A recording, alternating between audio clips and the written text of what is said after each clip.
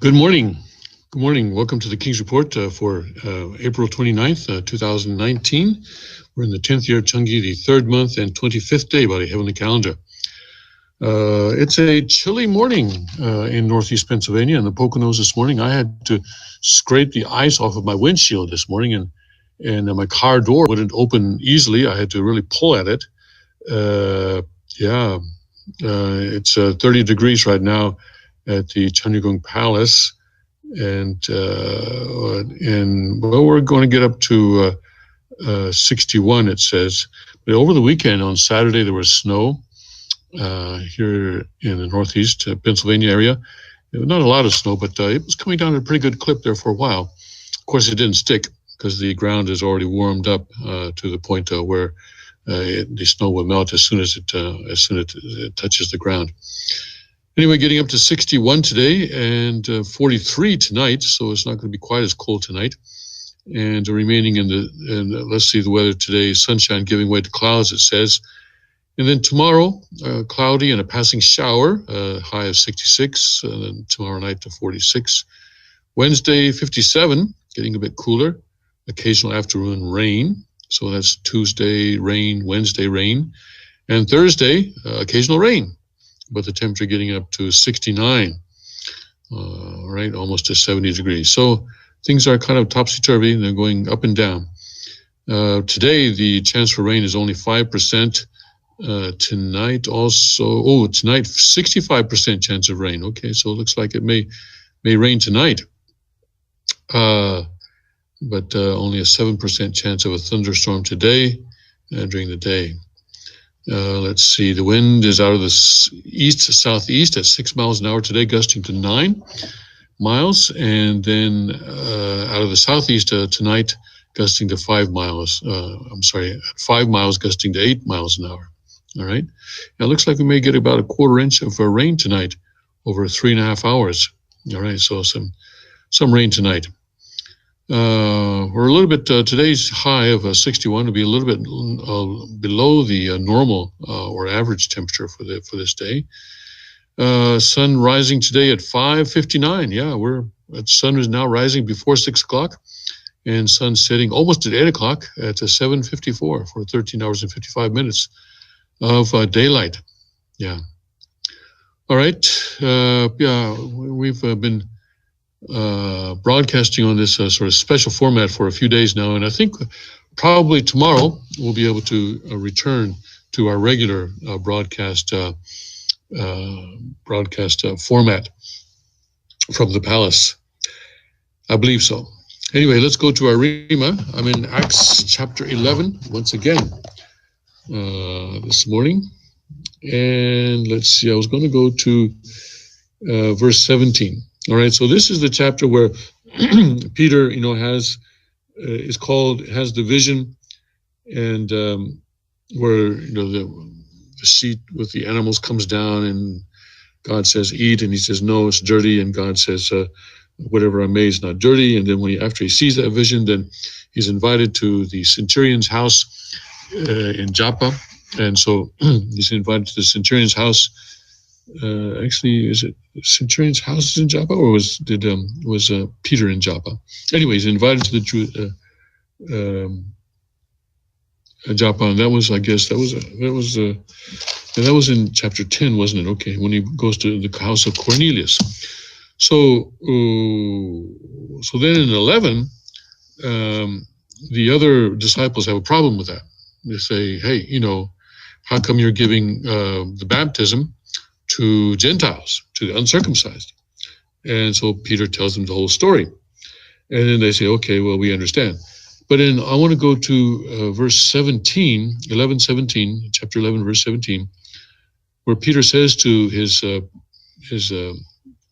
critics, I guess you could say, his critics, for as much then as God gave them the like gift as he did unto us, who believed on the Lord Jesus Christ, what was I then that could withstand God?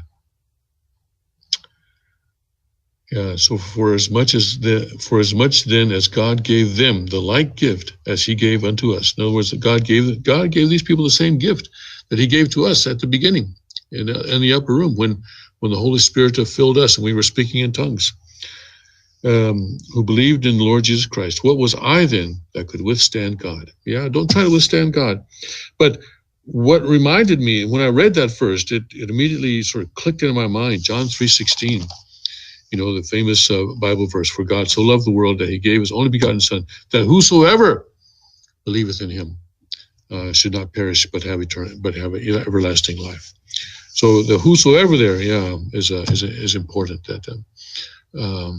that we don't get to decide. We don't get to decide who gets saved, who gets baptized, and who doesn't. Because says here that whosoever believeth in him, that's God's target audience for the baptism and for salvation.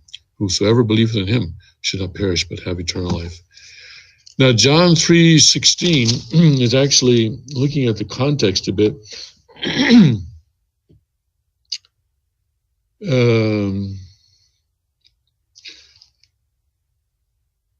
Nicodemus is talking to, this is Jesus and Nicodemus talking earlier in John 3. And Nicodemus answered and said unto him, how can these things be true? How can these things be? How can these things be? I'm going back to verse 9 here. And Jesus answered and said unto him, art thou a master of Israel, and knowest not these things? Verily, verily, I say unto you, excuse me here. I get something in my throat early in the morning like this. Verily, verily, I say unto thee, we speak that we do know. We speak that we do know, and testify that we have seen, and receive not our witness. And ye, you receive not our witness. If I have told you earthly things, and you believe not, how shall you believe if I tell you of heavenly things? And no man hath ascended up to heaven, but he that came down from heaven, even the Son of Man, which is in heaven. That's 13. And as Moses lifted up the serpent in the wilderness, even so must the Son of Man be lifted up, that whosoever believeth in him should not perish, but have eternal life. And then 16 is actually Jesus' words. For God so loved the world that he gave his only begotten Son, that whosoever believeth in him should not perish, but have everlasting life. Wow. With that one sentence, Jesus, bam, just saved the world.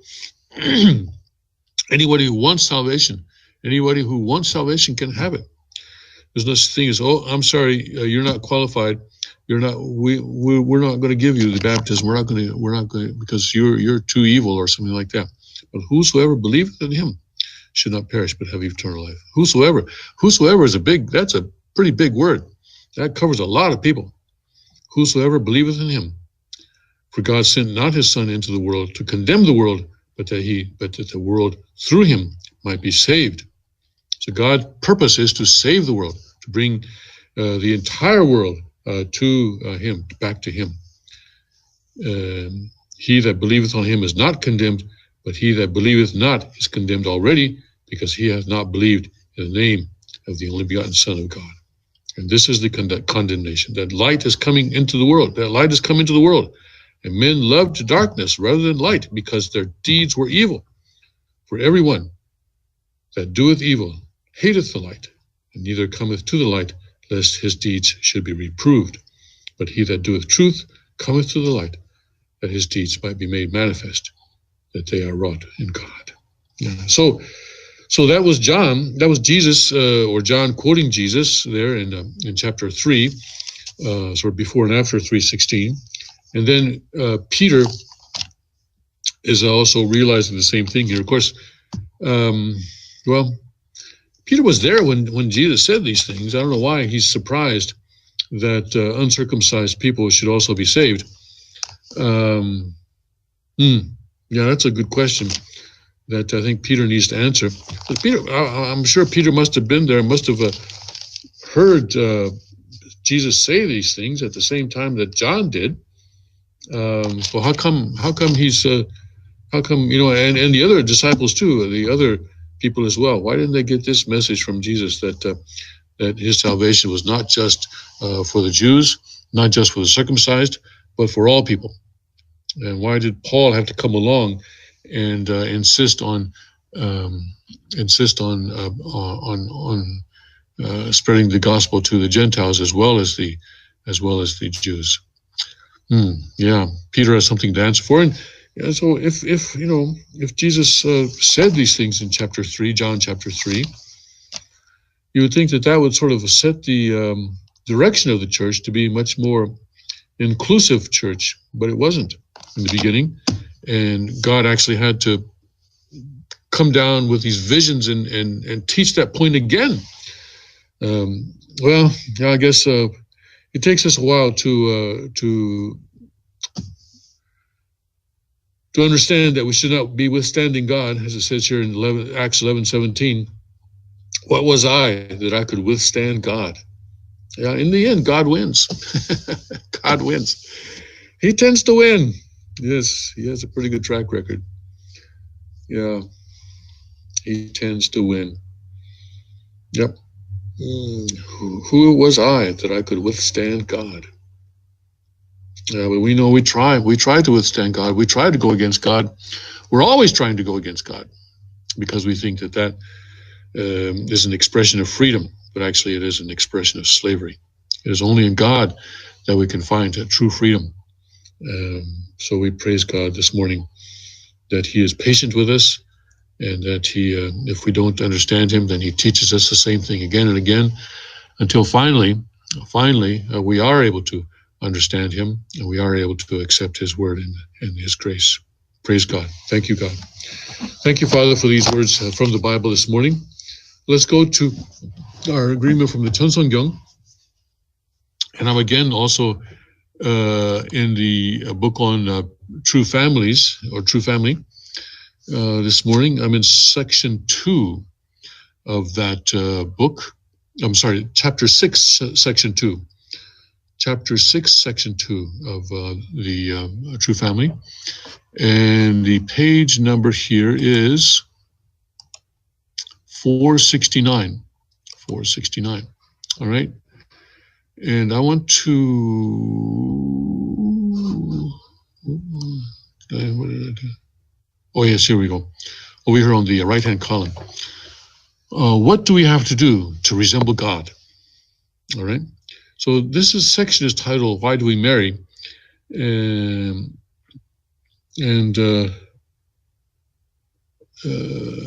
it says that, just before that, it says, what is the qualification for going to the kingdom of heaven? And the qualification is to resemble God. And so then Father asks, okay, so what do we have to do in order to resemble God? We have to be people who practice God's word.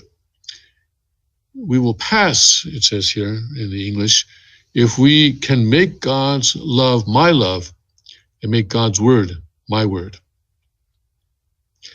This is why I am saying to the world on behalf of God, humankind, you have to go to the kingdom of heaven. Next, we will pass if we can say, in order to go to the kingdom of heaven, I will love humankind like God and take them there with me. Okay, well, I see what the translator is doing here, but yeah, maybe I think a little bit. Here, the Korean uses the pronoun na, which is the general pronoun for I. There are a number of pronouns in Korean for I, cha, for example, or other pronouns, but na is the general one, and Father never used that word to refer to himself. If I'm talking to my wife in Korean and I want to refer to myself, I will say na. And if she also talking to me, she will say na. But a person who is experienced in translating Father's words will know that Father probably never used that word to refer to himself. So what does the word na here then mean? Well, it means a general. In other words, Father sometimes does this. He will put himself in the position of people at large. And then he is using the word na to refer to people at large. At least that's my interpretation. Maybe a native Korean can correct me here, but But I believe that in all the years that I've been translating Father's words, he never, ever used the word na to refer to himself. He uses it sometimes, but not to refer to himself, but to refer to us, actually, and to people in general, and to us. And so when he says when he says that saying to the world on behalf of God, humankind, you have to go to the kingdom of heaven. He's not saying, I am saying that, as what the English is translated as, but he says that he's saying that remember in just the sentence before, he says that you have to put God's word into practice. All right? Make God's love my love, make God's word my word. Of course, there my also is a general my, all right? So he's talking about people in general, not himself. And then also he's saying that this is one way in which we can practice God's love, to say to humankind, you have to go to the kingdom of heaven. Next, we will pass, if we can say, in other words, in order to go to the kingdom of heaven, I will love. Now, I is not Father, it's us who are following Father, who are receiving Father's teachings, will love humankind like God and take them there with me. All right? It's the, what is it? The blessing pledge. The pledge, not the blessing, what is it? The question and answer that we do at the Holy Blessing ceremony. You know, something to the effect of, do you pledge to love the world as God and true parents love the world? Something like that. I can't remember the exact wording, but there's a clause there that says that, right? So that's what this is right here.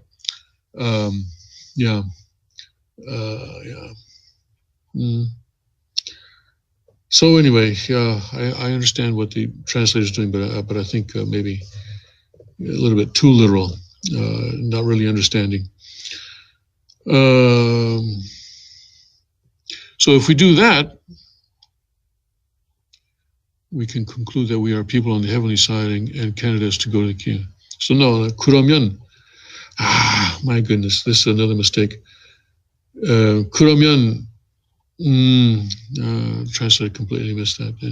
If we do that, then we are people on the heavenly side and candidates to go to go to the kingdom of heaven. But I don't think the Cheonseongyung should be retranslated. Someone said to me once that you should retranslate the Cheonseongyung. I don't think so. I think Father had the Cheonseongyung, Korean Cheonseongyung, translated into 40 languages, and it's enough, I guess, to act as a kind of an introductory text. The translations are an introductory text to Father's words. And as people grow in their relationship with God, then somewhere along the line, I'm sure they will be inspired to turn to the Korean text. If the translation is too perfect, then there will be no motivation to go to the Korean, will there? So that's something too. That's something to consider too. If the translation is too perfect, why learn Korean? It's because we know that the translation is not perfect and sometimes outright wrong. That we know that we need to go to the Korean. Such as, can I give you an example of the outright wrong? I think I did this before, but this is such an important one. I think it bears repeating. I think it's on page, let's go to page 1455. I believe that's what it is. 1455. Oh yeah, that's where it is. Yes, 1455. All right. When it is necessary, on the right-hand column here, about 10 lines from the top, when it is necessary to take a strong stand, take a strong stand. That's not what the Korean says, all right? The Korean says when it is necessary to draw your sword. But the English says when it is necessary to take a strong stand. In establishing the traditions of the heavenly kingdom, you should have the guts to do so. No. When it is necessary, to draw your sword in establishing the traditions of the kingdom of heaven. You should have the guts to draw your sword, is what the Korean says. And also what the Spanish says, apparently, according to what Jesus Montenegro informs me. But the English doesn't say that. English doesn't say that. And then Chun Sung-kyung was translated into 40 languages, and I don't know, check your own language. What is this? This is a Blessed Families and Registration, chapter 4. Of what book is this? Of book 9, Blessed Family, all right? And it's 4.2, the first paragraph after the subheading, 4.2, establishing the tradition of blessed families. Check other translations to see what that is, but that is a whopper. That is a whopper. That is a huge whopper. When the Korean says, draw your sword, and the English says, take a strong stand. God bless the translators. Yes, God bless the translators. Yes. God forgive the translators. May God have mercy on our souls. Yes. All right. Yeah. So anyway, let's go to the news. Let's see. So, yeah, I should check the Japanese to see what it says there. I've got a copy of the Japanese in the back, but I can't take breaks right now, can I? All right. Somebody check the Japanese. Like I said, it's Blessed Families, 4.2, section, chapter. What was it? Anyway, I don't have it up anymore. Okay, let's go to the news and see what's happening. Of course, on Saturday morning, I told you about some trouble that was going on within the NRA, some conflict between Oliver North, who's the president, and Wayne LaPierre, who's the executive vice president. And a few hours after that, after the King's Report, unfortunately, Oliver North announced that he is stepping down as president of the NRA. Very interesting development. I'm not sure what this is about, but I think God may be up to something. I think I might know what it is, but I don't want to. We'll see. Anyway, let's pray. Let's pray for Oliver North. All right, let's pray for Oliver North. God brought him into contact with the True Father and also with the King. With the King, he and the King had a short conversation at one event. I believe it was here in Pennsylvania, I think.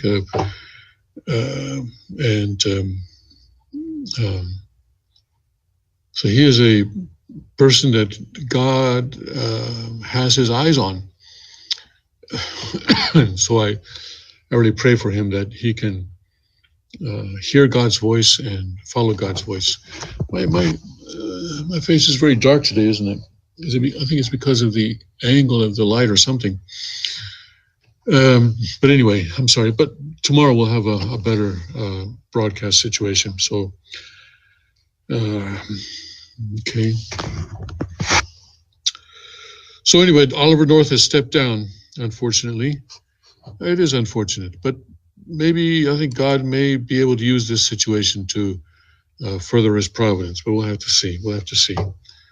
I have a sneaking suspicion that God has a plan here. Anyway, don't want to get ahead of God. Got to walk in step with God, right? That's what the King says.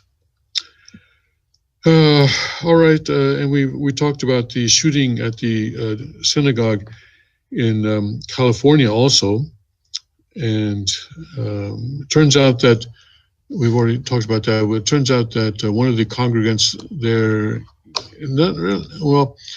it was the retired Border Patrol officer that shot back at the criminal, but it's not clear if it was his own gun or if a member of the congregation had a gun and handed it to the officer and he used that to shoot back. But anyway, someone there was armed. And so the culprit ran away. He was caught later, but he ran away, and only one person died. So praise God that someone was there, despite the strict gun laws in California. Of course, these strict gun laws in California did not prevent the shooting incident to begin with, did they? Because the bad guy, he had a gun. Yeah, bad guy had a gun. Fortunately, one of the good guys also had a gun, and many lives were saved as a result of that. But here on Drudge Report, there are a number of headlines here linking to link to that. It says here, woman died jumping in front of rabbi during California synagogue shooting. God bless her soul. Yeah, she gave her life for another. Gun miraculously jammed, it says. Congregants tell of quick action to save children. And schools struggle with security, it says here. And then last night, or yesterday, I guess late afternoon, around 5:30, there was a shooting near a church. They're saying it doesn't have anything to do with a church, but anyways, a shooting near a church in Baltimore on the other side of the country. And there, one person was killed and 7 were injured. At first, it was reported 6 were injured, but then the number of injured went up later on. So this was a kind of a block party, I guess, that was going on in Baltimore near a church. But the police are looking into that. And apparently there are shell casings in 2 locations, indicating that more than one gun may have been involved, but it's not clear exactly what happened there. Maybe people shooting each other, or anyways, we'll have to wait and see what happened, what actually happened there. All right.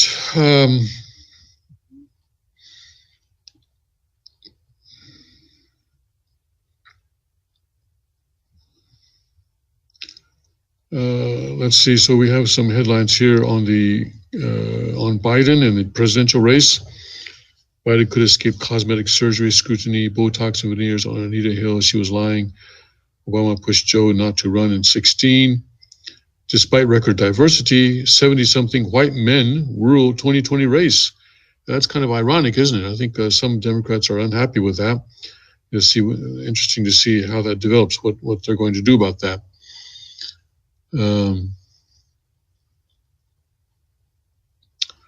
Ed Beto accuses White House of dictating Fox News content. Booker's speech interrupted by van crashing into venue, so forth, so forth. And also, Drudge has some reports on the AM radio. Well, yesterday must have been a slow news day. An Oxford professor claims aliens are already breeding with humans on Earth. Well, it really is a slow news day, isn't it? Okay. Let's see. Congress returns, yes, after the Easter recess, with tensions running high. Trump's new NAFTA faces mounting resistance, and Democrats are feeling little pressure from voters to impeach. Yeah. So the voters are telling their representatives and senators that we're not really interested in impeaching President Trump. Well, that's good. Here, let's see, this is a Wall Street Journal article on the new agreement, the new trade agreement that President Trump negotiated with Mexico and Canada. And Pelosi and other leaders signaled they won't allow a vote without certain changes to labor rules. Let's see, I think, yeah. Okay. President Trump's push to revamp North America's trade rules is hitting a roadblock in Washington as Democrats and labor groups demand changes, dimming its chances of passage before next year's presidential election. As Congress returns from recess this week with a full plate of priorities, House Speaker Nancy Pelosi and other prominent Democrats have signaled they won't allow a vote on the administration's new agreement with Canada and Mexico without certain changes. Democrats say they want to make it easier to enforce new rules designed to strengthen labor rights in Mexico, saying a lack of worker protections there is hurting wages and job prospects for U.S. workers. Trump administration officials said these concerns can be handled in follow-up legislation that would be implemented, that would implement the U.S.-Mexico-Canada agreement or USMCA. The deal must still be ratified by all three countries, and there is no deadline for that to happen. But with the U.S. election season approaching, some Republicans and trade experts said Democrats may be seeking in part to deny Mr. Trump a political win, or at least to exact a heavy price for advancing the deal. There are always political motives, with lawmakers focused on who will get credit or blame on such a comprehensive trade overhaul, said Phil Cox, former executive director of the Republican Governors Association and current co-chairman of bipartisan groups seeking to build national support for USMCA. The agreement has yet to get through the ratification process in Canada and Mexico, but it is the prospect of resistance in the U.S. that now stands as the biggest question mark, according to people following the talks. In an interview with Canada's Global Television Network on Sunday, Bank of Canada Governor Stephen Poloz said business confidence in that country remains uncertain. We were watching for signs that people would react positively to the signing of USMCA. That seems to have fallen off a little bit, largely because of the issue of ratification, Mr. Poloz said. Mr. Trump, a Republican, made revising the North America Free Trade Agreement, or NAFTA, a central plank of his 2016 campaign. In the past, he has threatened to pull the U.S. out of the original deal, and some trade experts said he could renew those threats. For now, however, the administration appears focused on promoting the benefits of the new NAFTA, which Vice President Mike Pence pushed at appearances in the auto industry stronghold of Michigan last week. The USMCA will actually impact more than 2 million American manufacturing jobs that depend on exports to Canada and Mexico, Mr. Pence said. It's absolutely essential because USMCA will finally give workers the level playing field and be able to compete and win on a global stage as never before. Mrs. Pelosi and other Democrats who voted for NAFTA in 1993 believe its labor provisions weren't effective, and they want to make sure the U.S. has special tools to ensure enforcement under USMCA, congressional aides said. USMCA includes provisions that labor unions requested, such as a rule requiring an increased share of automotive content to be produced in high-wage factories. But some Democrats said the agreement doesn't give the U.S. the needed enforcement tools. Democrats said they have long been focused on raising labor standards in Mexico, meant to raise wages for workers there and reduce the incentive for U.S. firms to move production to Mexico. It also might improve the incentives for people to stay south of the border. Yeah? More jobs in Mexico, more high-paying jobs in Mexico. Reflecting on the history of our concerns with NAFTA, we question whether there is reason to believe that the new agreement will lead to meaningful change and real improvement for labor standards in Mexico. House Democrats, led by Representative Richard Neal of Massachusetts, chairman of the Ways and Means Committee, wrote in a letter to U.S. Trade Representative Robert Lighthizer this month. Some Republicans, meanwhile, are pushing for the removal of steel and aluminum tariffs imposed on Canada and Mexico. In an opinion article published in the Wall Street Journal on Sunday, Senate Finance Committee Chairman Chuck Grassley, the Republican of Iowa, said those tariffs are a significant roadblock to approval of USMCA. The White House had hoped to reach a deal on the revised NAFTA and push it through Congress in 2017 when the Senate and House were both under Republican control, but Mr. Lighthizer wasn't able to strike a deal with both Mexico and Canada until a few weeks before the 2018 elections, which shifted House control to the Democrats. Free trade agreements require majority support in the House and Senate. I see. So it's not just a treaty. If it were a treaty, it would only require ratification in the Senate, but because it's a free trade agreement, apparently the rules are different.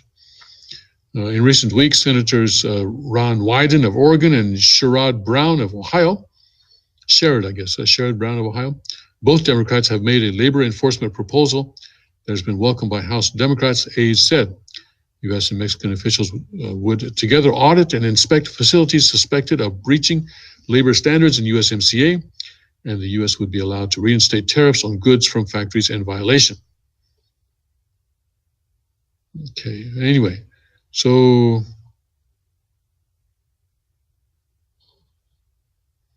but also Mexico is saying, perfect, this is the Mexican ambassador, we will agree. We'll assume the U.S. will receive a team of labor inspectors from Mexico to see if tomato farmers in Florida are complying.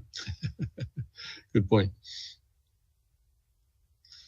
And Mr. Brown said he was absolutely open to the provision being bilateral, and he looks forward to continued work with both administrations.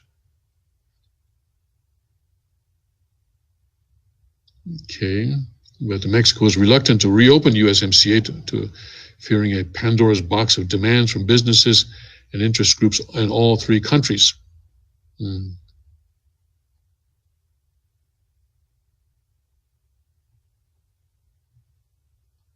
All right, so that's the Wall Street Journal this morning on that trade agreement.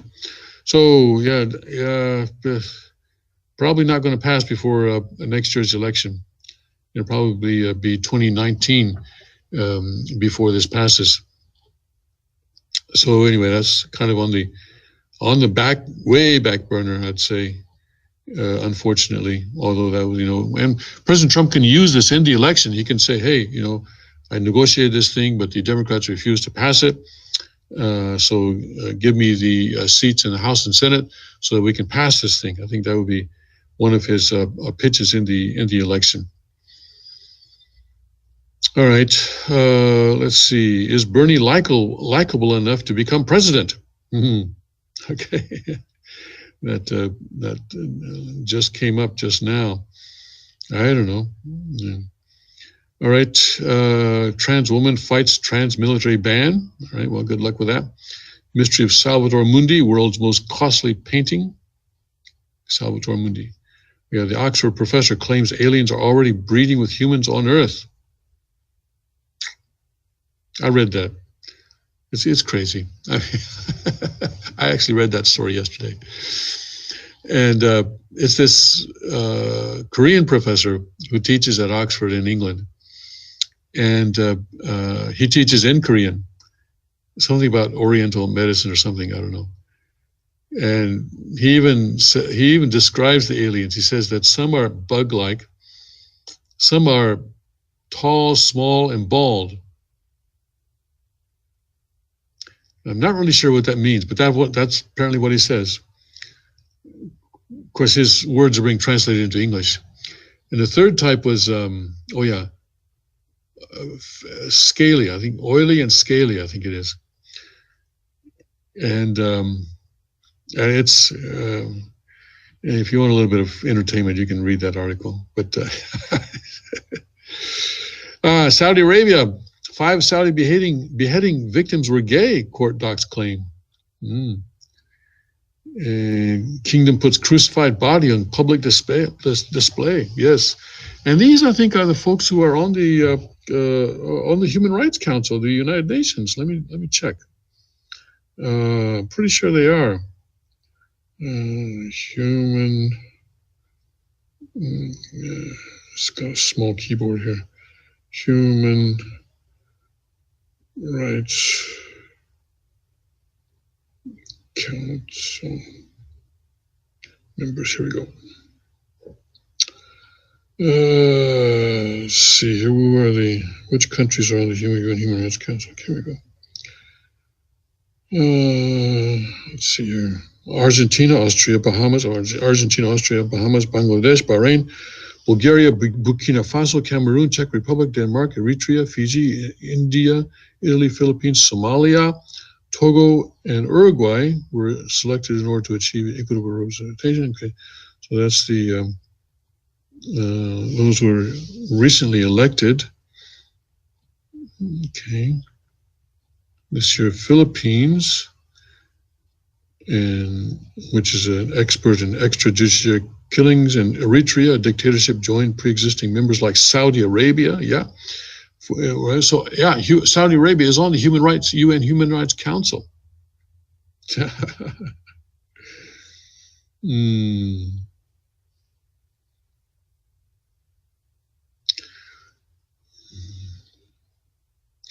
Which tells you, what a joke the whole, well, not just Human Rights Council, but the whole UN operation is. Yeah. So anyway, also in Saudi Arabia, a teenager was beheaded just sending WhatsApp messages. Executions for sorcerers and mentally ill. And it needs more executioners. Okay, well, see, and Human Rights Council member. Yeah. The New York Times published a cartoon that was anti-Semitic, and there's a big fuss over that during the weekend, and they've apologized now twice. Okay. Yeah, I think we need to get out of Drudge here. I think Drudge doesn't have so much this morning. Okay. See if Bernie Sanders' plan were implemented, 15 serial killers, rapists, kidnappers, child molesters would be eligible to vote, says here. And Democrats hinge impeachment hopes on House investigations. But already, we saw that the public is not interested in impeaching President Trump. And let's see, 98,000 illegal aliens graduating from U.S. high school every year, it says here. Immigration driving half of the U.S. population growth. And see U.S. to join Venezuela as only countries in North and South America that are not measles free. Virginia basketball declines White House invite to celebrate national championship. Let's see. We're looking for something that's interesting here. Spanish election, socialists win, populist international parliament for the first time. So anyway, the populists are gaining ground there. And we got the cookout in Baltimore, the shooting there. Democrats molten Biden should apologize to Anita Hill. Clyburn, interesting that Trump is glorifying loser Robert E. Lee. And during the weekend, President Trump referred to Robert E. Lee, who was the commander of the Southern armies during the Civil War, of being, I think what he said, he was a great general or a great man or something like that. And I think someone is going up against that, calling him a loser. Well, he was an honorable man. He could have joined the Northern Army as a general, but he decided to join the Southern Army because his home happened to be in Virginia. Sunday on ABC's This Week, House Majority Whip James Clyburn, Democrat of South Carolina. South Carolina said it was interesting President Trump glorifying a loser like Confederate General Robert E. Lee. And when asked about Trump saying Lee was a great general while discussing his comments about Charlottesville, Clyburn said, I think he's expressing what is in his heart. The fact of the matter is Robert E. Lee was a great tactician, was not a great person.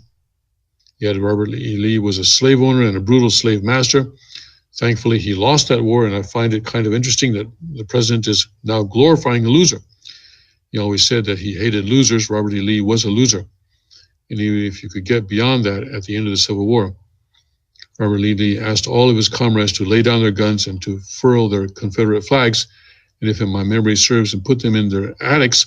So if the president is going to glorify Robert E. Lee, let's at least be consistent about it, he says. So, trying to find every way to bring down President Trump.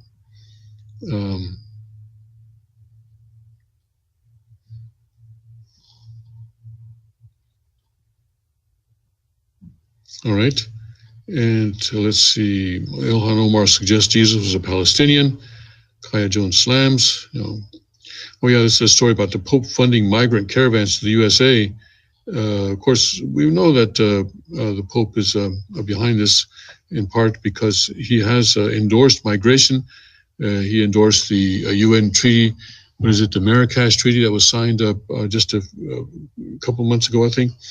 That said that migration is basically a human right. Pope Francis is sending $500,000 to help migrants in Mexico who are trying to reach the United States, according to a report Saturday from Vatican News. Pope Francis has donated $500,000 to assist migrants in Mexico. The fund from the Peters Pence collections will be distributed among 27 projects promoted by 16 Mexican dioceses and religious congregations, which requested assistance in continuing to provide food, lodging, and basic necessities to the migrants, the report declares. And the article notes that in recent months, thousands of migrants have arrived in Mexico, having traveled more than 4,000 kilometers on foot. That's about, about 2,500 miles on foot, and with makeshift vehicles from Honduras, El Salvador, and Guatemala. Men and women, often with young children, flee poverty and violence, hoping for a better future in the United States. However, the U.S. border remains closed to them, the text states. So, but the poverty and violence did not begin, recently, right? The poverty and violence has been going on for a very, very long time, for decades. It's not as if Honduras and Guatemala and El Salvador the economies have suddenly crashed or anything like that. The economy was, going along as it usually does. But someone is telling them something. Someone is telling them or giving them enough hope that they can make this decision to travel literally thousands of miles. Imagine someone in New York making the decision to travel to California, or California traveling to New York. Well, let's say someone in California say, okay, let's go to Northeast Pennsylvania and let's walk, or let's have some, what they call here, makeshift vehicles. I'm not sure what that is. I guess it's vehicles put together with tape or something. That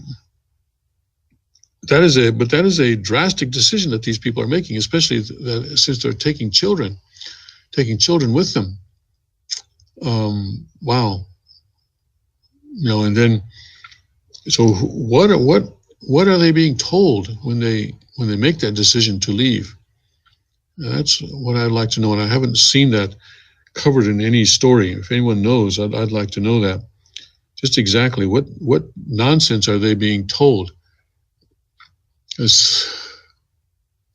They must realize that this is going to be a very difficult journey. But are they going to be told that, oh, that's okay, we'll take care of you every step of the way? Is that what they're being told? Don't worry, the Catholic Church is going to receive you in every town and everything like that, and we'll have cars, we'll have buses for you, we'll have trucks for you. So let's go. Is that the kind of spiel that they're being given? I'd be very curious to know what exactly they're being told.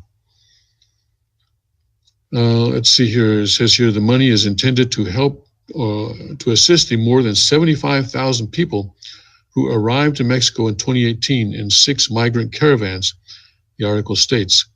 These people were stranded, unable to enter the United States without a home or livelihood, and therefore the Catholic Church has hosted thousands of them in hotels within the dioceses or religious congregations, providing basic necessities from housing to clothing. Wow. So if this is true, that means 75,000 people crossed the border into Mexico from Guatemala into Mexico, and then they're kind of stuck there because they thought they could get into the United States, but turns out not to be the case. And so the Catholic Church dioceses and congregations are saying, okay, we need to step up and take care of these people. And so they're asking the Pope for money, and he's giving it to them. Okay, but people in these cases need to return to their countries and establish sovereignty in their own countries, and we can give them the tools with which to do that. If they're fleeing violence, give them the tools to defend themselves against violence, to fight violence. Give them the tools. Yeah, give them guns and ammunition and send them back so that they can fight violence. They can protect their families. So anyway, the Catholic Church has hosted thousands of them in hotels within the dioceses or religious congregations, providing basic necessities from housing to clothing. The article laments declining media attention on the migrant caravans, which has reportedly resulted in decreased government and private financial aid to migrants. Well, we hear about this mother of all caravans coming. Probably it's reaching Mexico City right about now. According to Honduran President Juan Orlando Hernandez, some of the migrant caravans marching toward the U.S.-Mexico border were organized by Honduran leftist groups and then financed by Venezuela in order to challenge U.S. sovereignty. Financed by Venezuela? Venezuela's got money? Oh, wow. That's interesting, isn't it? On the one hand, people in Venezuela are having to scavenge food out of trash cans.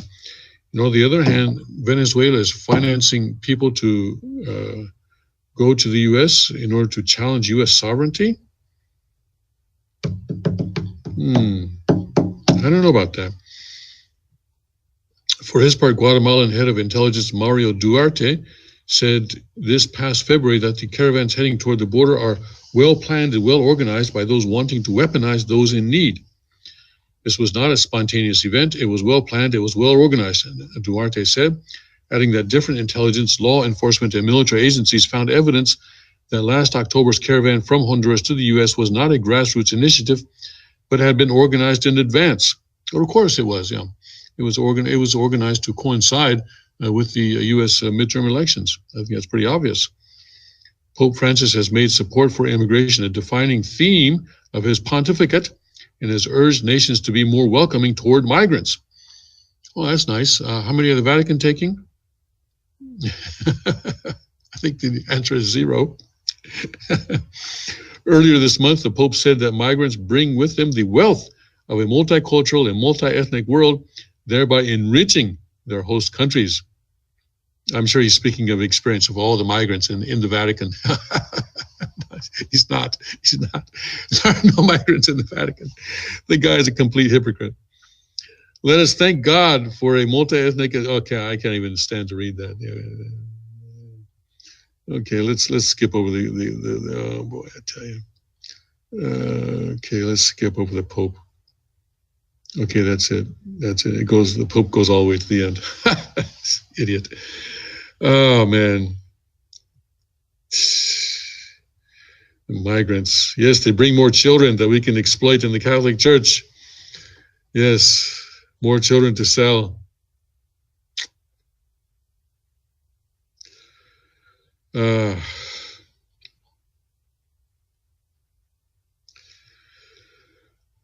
All right, let's see. The armed parishioner gave a gun to off-duty border patrol agent at Poway Synagogue. That was the one in California. Democrats, of course, blame gun violence, but they need to realize that all their laws have not stopped gun violence in California. There's still a shooting. Okay. So why aren't the Democrats nominating a woman? Here, there's a story about that. Oops. Okay, we don't want that.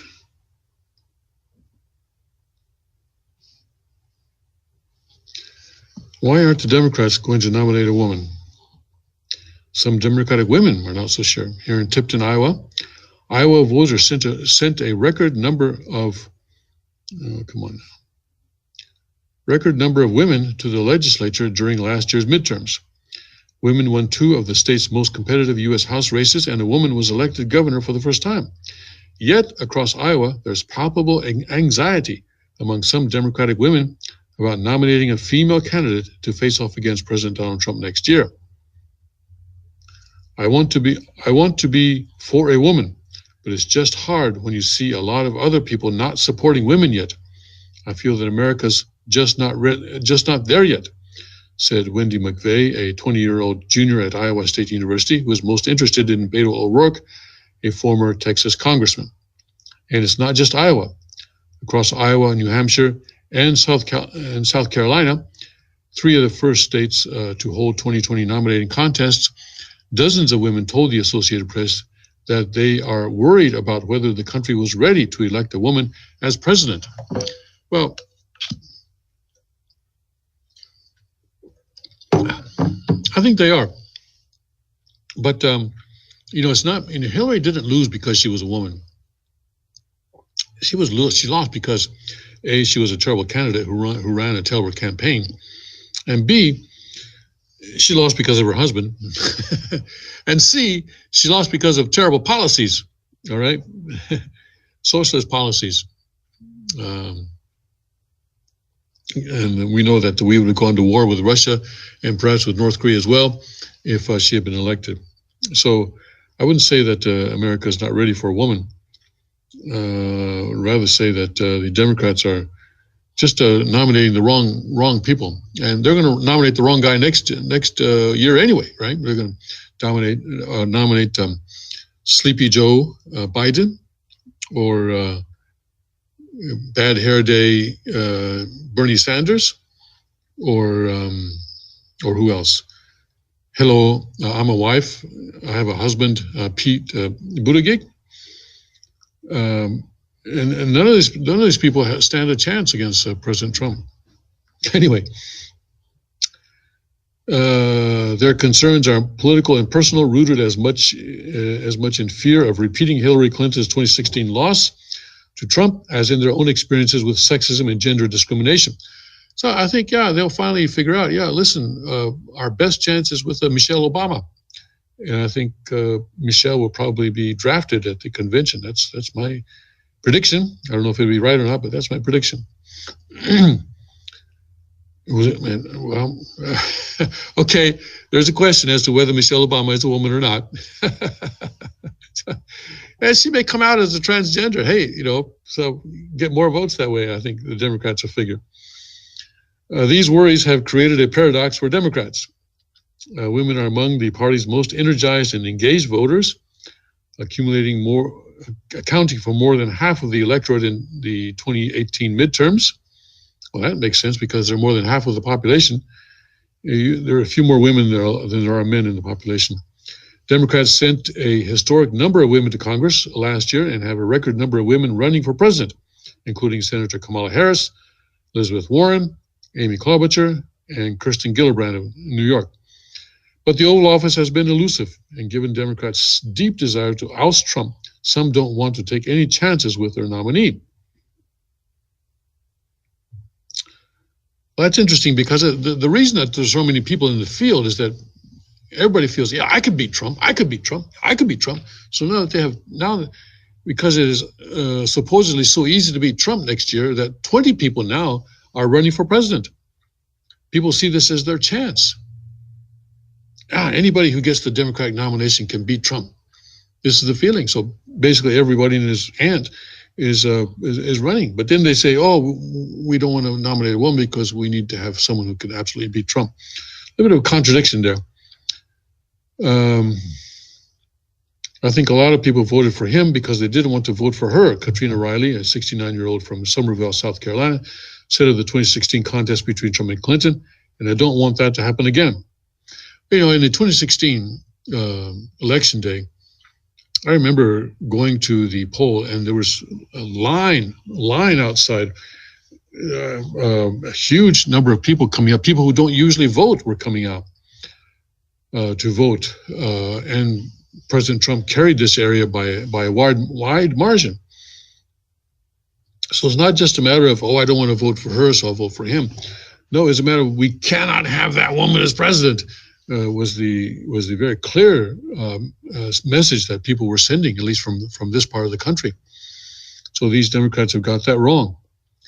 Helen Holden Slotja, I guess, a 52-year-old New Hampshire attorney, noted the irony in women raising concerns about nominating a woman.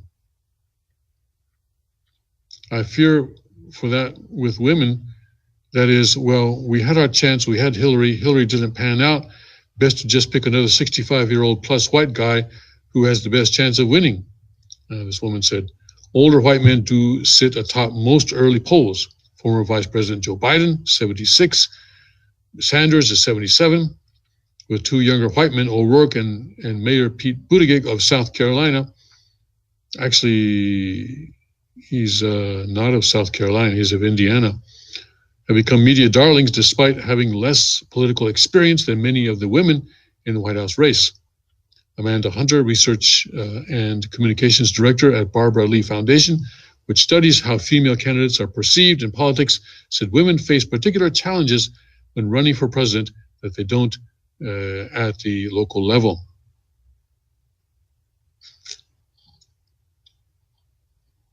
Okay, well, good luck for that. Anyway, so maybe we want to have a woman out of the Democratic Party in a 2020. And I think we may still. They're still not looking at Michelle. The reason they're not looking at her, of course, is that she has said she will not run, but she doesn't have to. She doesn't have to go through the primary process. Her name recognition is high enough that she could go straight to the general election if she is drafted at the last minute at the convention. You know, if Democrats look around and say, "Hey, you know what? This isn't going to work. We need something else." Then they'll just I'm sure they'll convince Michelle to run. All right, let's see. Ocasio-Cortez. I'm looking at Infowars now. Ocasio-Cortez uses synagogue shooting to push gun control bill. The left always uses tragedy to further political goals. That's certainly true. WikiLeaks cites evidence U.S. seeking capital offense against Assange. Wow. But the United Kingdom is not allowed to extradite Assange if he faces the death penalty. 312,000 jobs added in December. Manufacturing growing at 714% faster under Trump than Obama.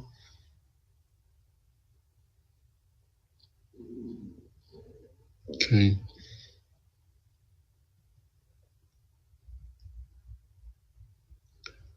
Hundreds of migrants board the Beast train in Mexico in risky move to get closer to U.S. border. Saudi savagery, BBC. Watch Trump holds MAGA rally in Wisconsin. And there was the White House Correspondents' Dinner over the weekend, and so President Trump went to Wisconsin instead of attending that.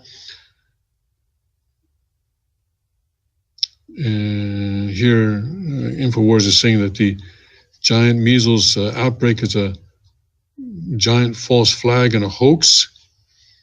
Let's see if that's an article or a video.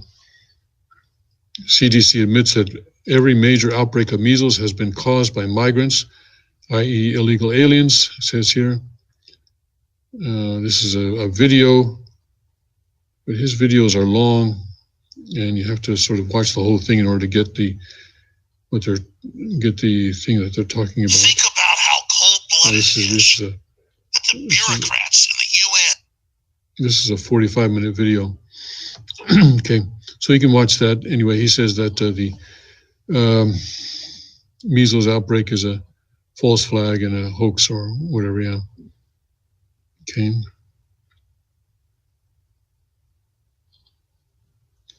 Pope Francis sends $500,000 to assist migrants. Eric Bolling, learn how leftist operatives try to set me up. Brennan refers to Trump's charge of deep state coup as psychopathic ramblings.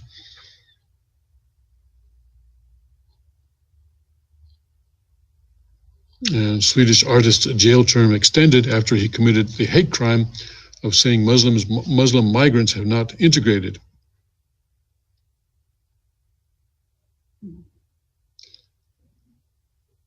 What? Men's Health magazine encourages men to allow their female partners to peg them with strap-ons. No thanks. And State Department urges U.S. citizens to leave Sri Lanka over terrorism fears. All right. Let's. I'm going to take a break right now. It's 6 o'clock. We're going to take a break, and we'll be back in just a minute. But it's going to be an on-camera break, so I'm going to mute this while I do an on-camera break. All right. So we are now officially on break.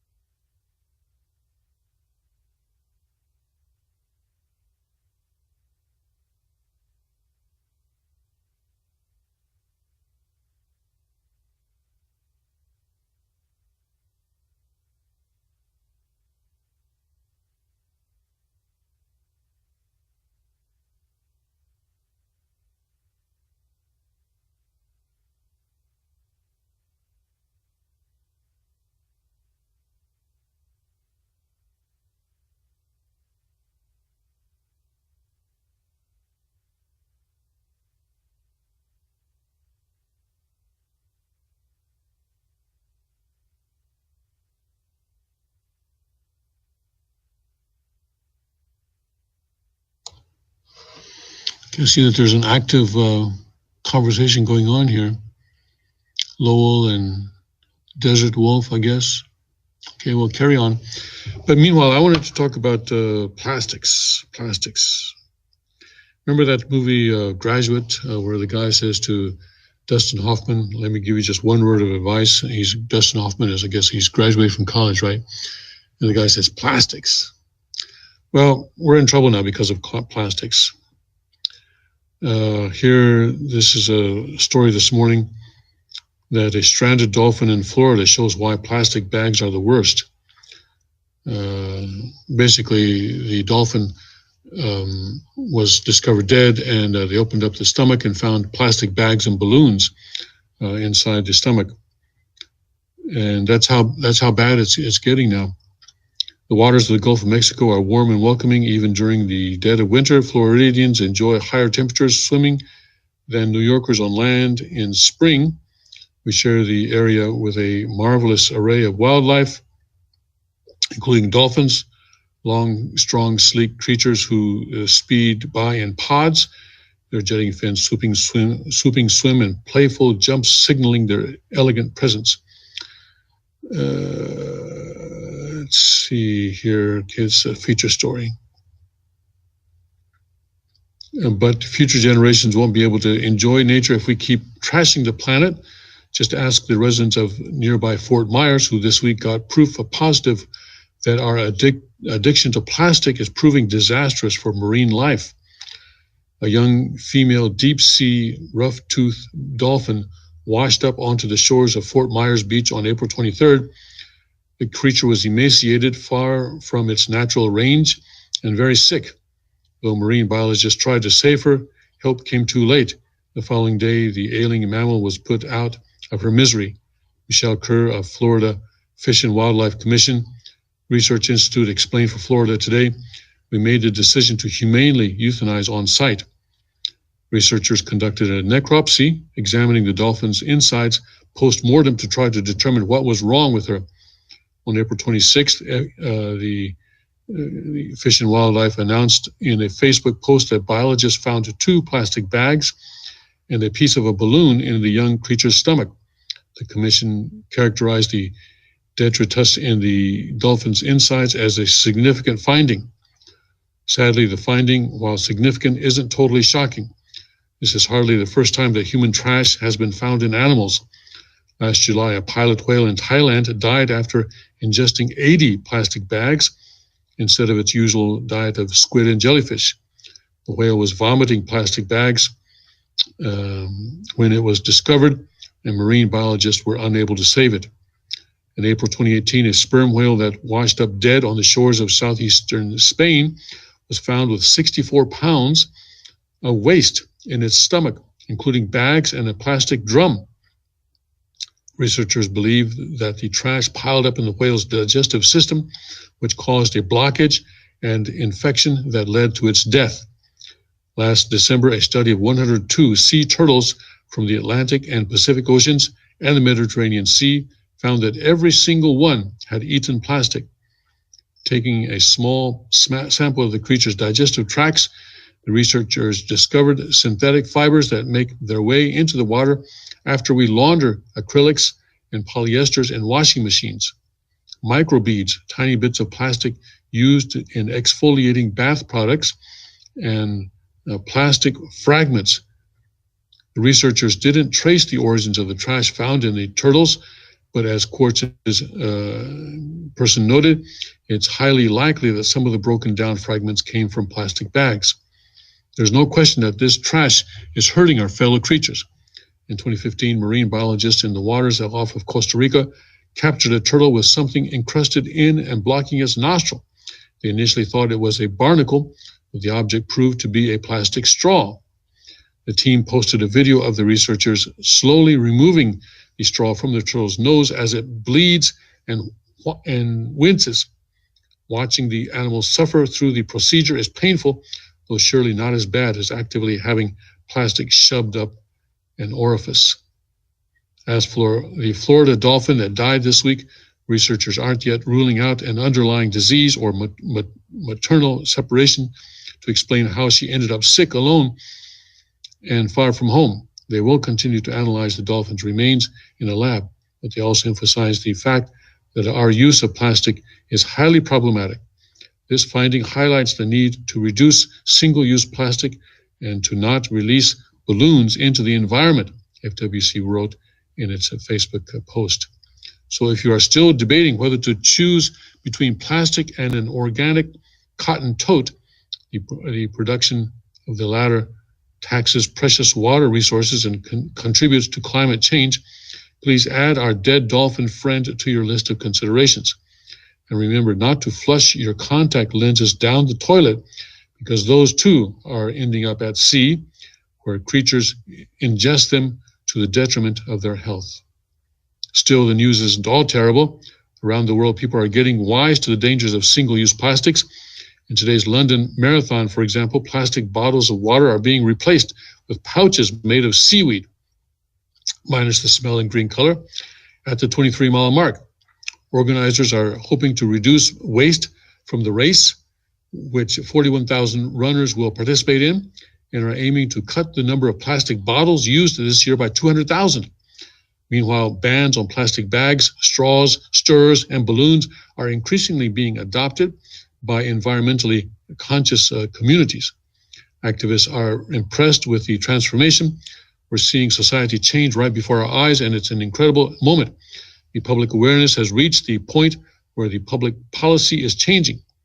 Adrienne Esposito of the Long Island, New York advocacy group Citizens Campaign for the Environment told Newsday this week. Unlike so many of the world's pressing problems, wealth inequality, wars, climate change, hate, curbing the use of plastic, being careful about where we trash it, and picking up litter is something each of us can easily manage. You might even find it feels pretty nice to collect garbage when you think it could save a sea turtle or dolphin's life, as I have. It used to seem weird and gross to me to collect the bottles, cans, and random flip-flops that collect along the shores of Sarasota, but now I do it easily, and it seems like a tiny gesture that helps mitigate the other negative effects of my existence. These guys, they always get into the negative effects of my existence. Well, listen, we can talk about this in terms of our responsibility to have dominion over the earth from God's position, that is to love the earth from God's point of view. Well, Lowell and Desert Wolf are still going at it, aren't they? Okay. Anyway, meanwhile, though it doesn't, looks like Lowell and Desert Wolf are not listening to what I'm saying. But anyway, that's fine. They can go ahead and do their conversation. But anyway, we do have a responsibility to love the earth from God's point of view. And recently, the use of plastics is coming into focus. I'm going to have Jack Harris on day after tomorrow, and he's going to bring some photographs and some material that is going to discuss this, and we will discuss it then. Okay, let's see what else is in the news today. Okay, let's see here. Let me go to a World Tribune. Window on the real world, they call it.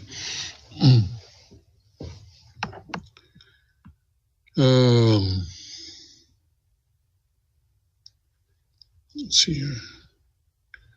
They also have a report on the California synagogue shooting. Gave gun to Border Patrol agent to stop the synagogue shooting. Trump says Japan car makers are investing $40 billion in U.S. facilities. And a judge who helped illegal immigrant escape from courtroom is indicted by the federal government. Trump skewers a White House correspondents' dinner that has lost its sense of humor, etc. Okay, let's go into this one about the Japan investing in the United States. $40 billion. We know that Abe and Trump are very close. Perhaps this is coming from that relationship as well. Japan's automobile makers will invest $40 billion in U.S. manufacturing facilities, President Trump said at a rally in Green Bay, Wisconsin on the 27th. It was a Saturday. Okay. The president, the Japanese leader and his wife,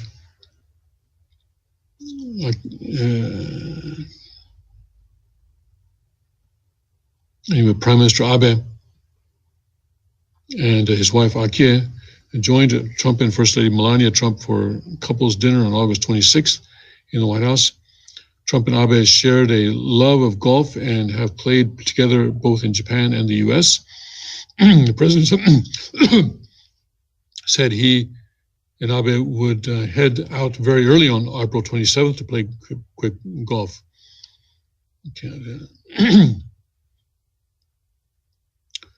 And Trump said he told Abe, I said, listen, we got to do something about $68 billion in trade losses over the last 4 or 5 years.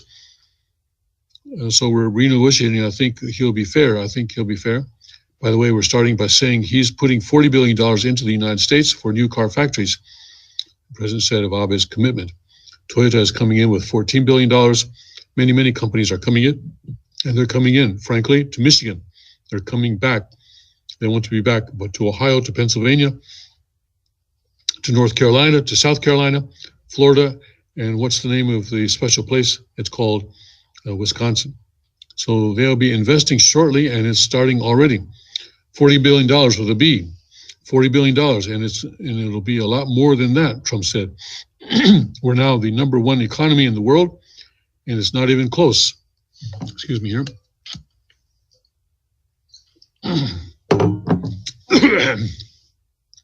The president vowed that at the end of the next year, 6 years, Americans will be left with the strongest country they've ever had.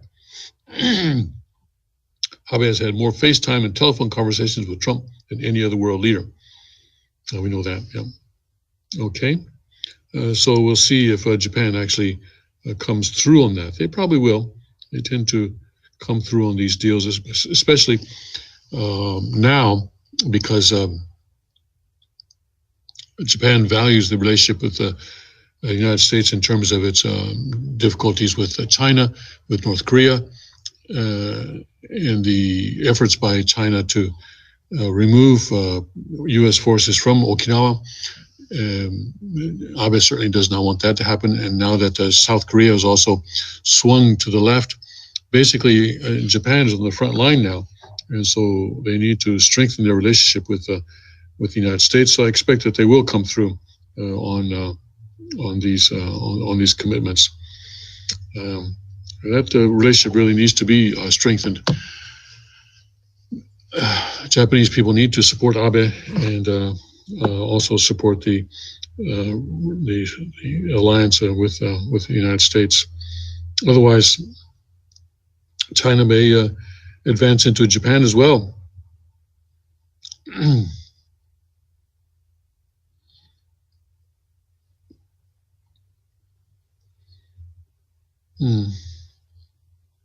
Even World Tribune is doing this story about the Oxford professor talking about alien hybrids. Do you want to do that story? No, we don't want to do that story. Okay.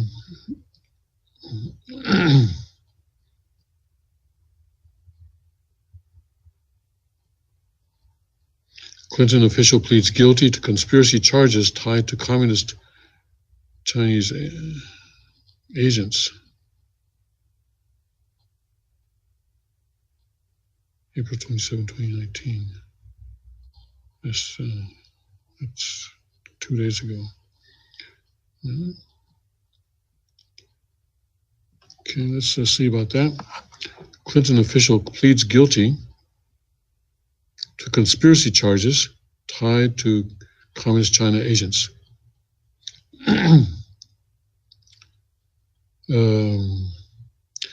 This is from libertynation.com.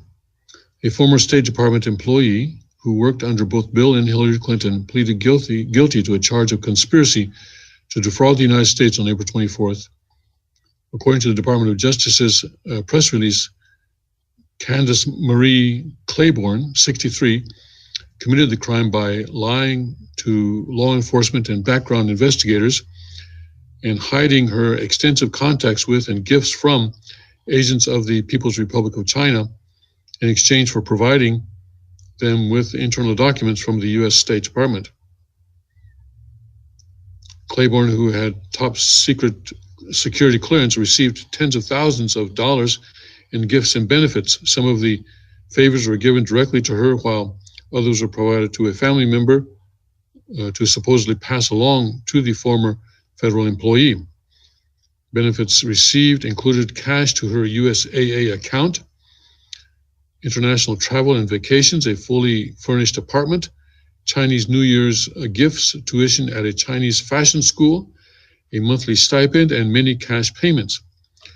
Assistant Attorney General Demers said that Candace Marie Claiborne traded her integrity and non-public information of the United States government in exchange for cash and other gifts from foreign agents she knew worked for the Chinese intelligence service. The plea documents state that Claiborne provided copies of internal documents from the State Department on topics ranging from U.S. economic strategies to visits by dignitaries between the two countries in exchange for the benefits received. In her journal, according to the DOJ, Claiborne noted that she could, quote, generate $20K in 1 year, unquote, by working with the PRC. The agent she referred to at one point gave her the task of providing internal U.S. government analyses on a U.S.-Sino strategic economic dialogue that had just occurred. The DOJ also said Claiborne admitted to a co-conspirator that the PRC agents were spies. Allegedly, after being contacted by FBI investigators and the State Department, she instructed co-conspirators to delete evidence connecting her to the PRC agents. So anyway, she started in a career in 1999 and went on.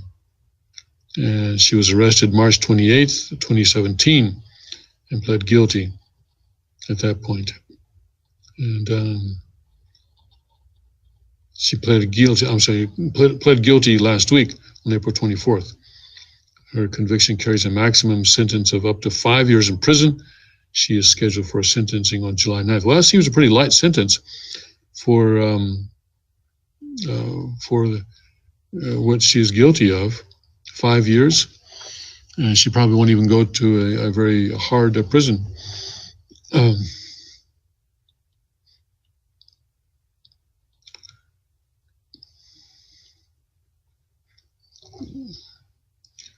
All right, let's see here.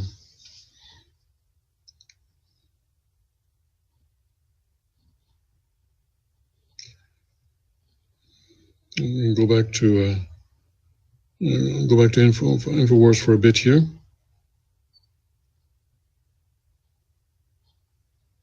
Let's see.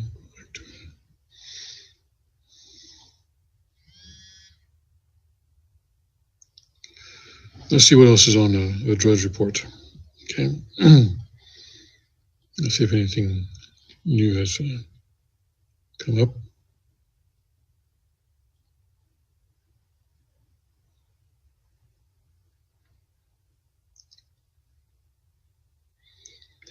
Let's see. Pilots demand better training. Diver ran out of air at the bottom of the sea. See Avengers $1.2 billion weekend. Fans brutally beat man outside theater after revealing the ending. Viewer rushed to hospital for crying uncontrollably. Wow. Must be a moving theater. Questions about immunity in adults. This is the vaccine situation. Pill that pings doctors shows promise pitfalls. Okay, and model dies on catwalk. Yes, she had something going on with her, and she died while she was working there on the catwalk, right in front of everybody. When the Food and Drug Administration approved in late 2017 a schizophrenia pill that sends a signal to a patient's doctor when ingested, it was seen not only as a major step forward for the disease, but as a new frontier of internet-connected medicine. Patients who have schizophrenia often stop taking their medicine triggering psychotic episodes that can have severe consequences. So the pill, a 16-year-old medication combined with a tiny microchip, would help doctors intervene before a patient went dangerously off course. So you take the pill and the doctor knows that you've taken your pill. And if they don't get a ping, then they know, uh-oh, something's wrong here. They gotta go figure out what's going on. 17 months later, few patients use the medication known as Ability MySight. Doctors and insurance companies say it is a case in which real-world limitations as well as costs outweigh the innovations that the medical industry can produce. In the case of schizophrenics, some doctors warn that Abilify MySight could exacerbate the very delusions that the medication is designed to prevent. Well, of course, yeah, that's right. I mean, someone says the government is watching me. The government is watching. I hear voices in my head and everything like that. And then they were told to take a pill that actually makes that allows people to watch what they're doing. Patients who have a lot of paranoia might be uncomfortable with the idea of a medicine that is transmitting signals. Yeah, of course. They'll put on those 10 hats immediately. The patient may be afraid to take it, said Richmond psychiatrist James Levinson. The science of this one is kind of ahead of the data. The debate over Abilify MySight underscores a dilemma American healthcare will increasingly face as the medical industry in Silicon Valley try to promote innovation. For decades, medicine has been effectively delivered through a few simple mechanisms: a pill, a cream, a nose spray, a needle. But in the hopes of improving outcomes further, the industry is turning to an array of new technologies against one of the biggest and most human challenges in treating disease, getting people to take their medicine in a consistent way. Companies are producing apps for substance abuse treatment, diabetes management, and heart and blood pressure monitoring at a rapid clip. Studies are underway for more digital pills to treat cancer, cardiovascular conditions, and infectious disease. And while many of these may pass regulatory hurdles that show they're safe, especially at a time when the Trump administration has been leaning into medical innovation and pushing back against regulation, doctors and insurers are not convinced that the technologies will so easily make the difference that the pharmaceutical industry is betting billions on. I think that these technologies have a lot of potential benefits, but it's going to be a question of evidence that they can demonstrate value to patients and payers, said Scott Gottlieb, who stepped down this month as FDA commissioner, a job in which he made approval of leading technology a hallmark. The first digital therapy to win FDA market clearance, Abilify MySight's sensor-embedded pill, remains off the market because of physician and insurance industry reservations. Yeah, but I mean, schizophrenics are the guys that run around saying, "Hey, someone is transmitting microwaves into my brain and stuff like so." You want them to take a pill that's going to actually translate real microwaves?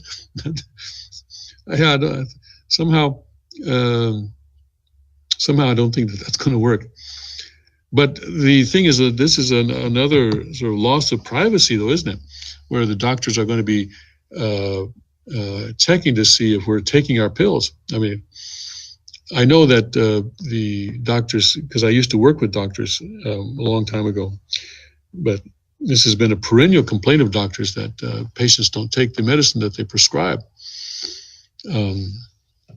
Sometimes that's a good thing. Sometimes it's better to get natural cures, but from the doctor's point of view, at least, they feel that the patients should be taking the medicines. And so they will be pushing this more and more. And I guess if the costs come down, then this is going to be more generally available, and more people will be required perhaps to take it, just like now. If you don't take a vaccine, then the government will come in and fine you or actually put you in jail or take your children away. So maybe in the future that will be the same way with these pills, that we can be monitored by some hospital or other agency or doctor or perhaps even a government agency will be monitoring whether we take our pills.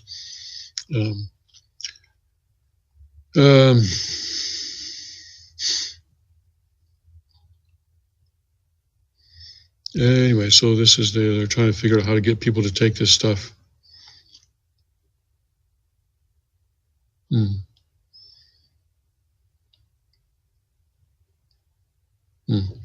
So yeah, this Abilify My Site, maybe something that will be continuing to get a lot of attention. Okay.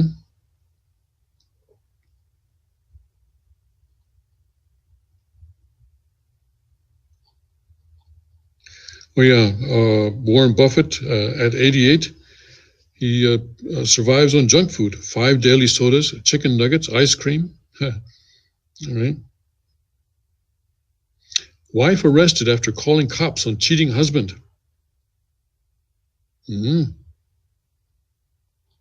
Wife was arrested?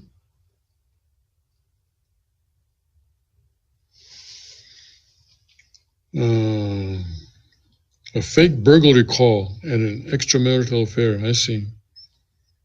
Well, okay, well, she faked a burglary call. Well, that's a crime.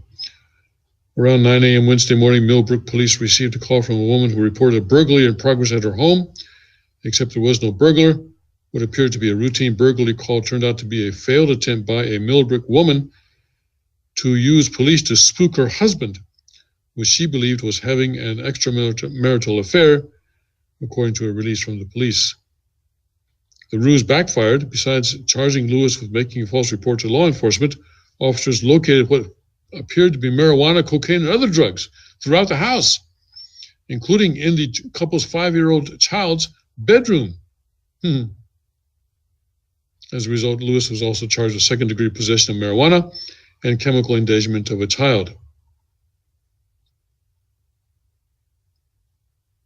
Your guess is as good as mine. She knew her husband was engaged in an extramarital affair and called the police on her husband and told us it was a burglary. What her goal was, I have no idea, the police chief says. All right, well, yeah, didn't think that one through very well, did she? All right.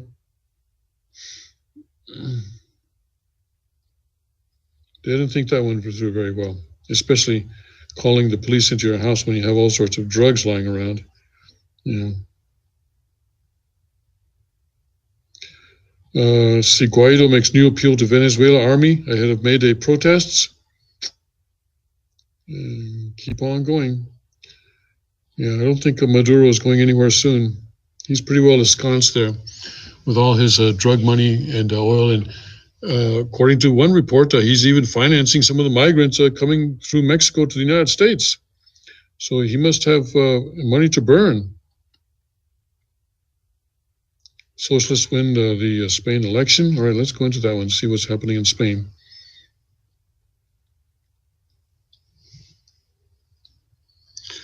This is a Reuters story. Spanish Prime Minister Pedro Sanchez looks set to regain power after his socialists overcame a historic challenge by right-wing nationalists in elections on Sunday, a result he portrayed as a morale booster for the European Union. The socialists gained seats in one of Spain's most hotly contested elections in decades, which featured the rise of far-right party Vox, whose ultra-nationalist campaign echoed political trends across Europe, where traditional parties have ceded to anti-immigration and Eurosceptic forces. However, the rise of Vox also splintered the right-wing vote, further fragmenting Spain's political landscape and playing into the hands of the socialists, which won an almost 50% increase in seats. The socialists have won the general election, Sanchez declared, smiling broadly as he addressed jubilant supporters at a party headquarters in Madrid. Outside, hundreds celebrated in the street, waving red party flags and chanting, "Long live Spain, long live socialism." Social democracy has a great future because it has a great present, and Spain is an example of that. We will form a pro-European government to strengthen and not weaken Europe, he added.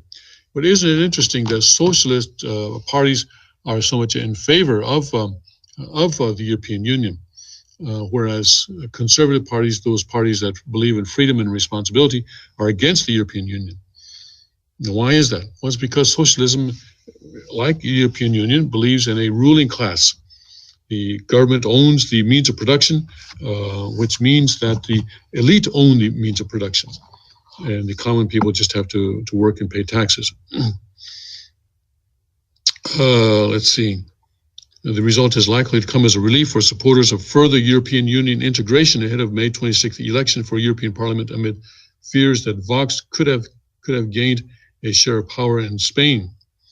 Vox secured 1 in 10 votes and 24 seats, the first far-right party to get a sizable presence in Parliament since the country's return to democracy in the late 1970s, but it did not get the kingmaker role it was looking for. Far left-wing party Podemos immediately offered to open coalition talks with Sanchez, though the two parties together cannot command a majority. I have expressed to him our willingness to work toward a coalition government, Podemos leader Pablo Iglesias told supporters in Madrid. Forming such a coalition will take much time. I would like for your patience, he added. So anyway, the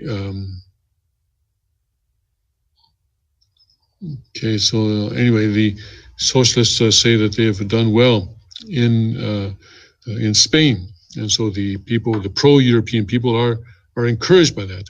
All right, we'll see what happens eventually with that, because the European Union is still in much trouble. It's still not out of the woods. It has a lot of dissension going on, and this time it looks like the left won because the right wing was split, not because the left wing was so popular. But we'll have to see what happens with that, especially with the European elections, European Parliament elections next month. Here,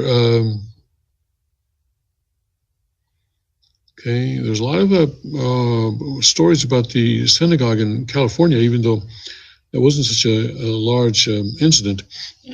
Anyway.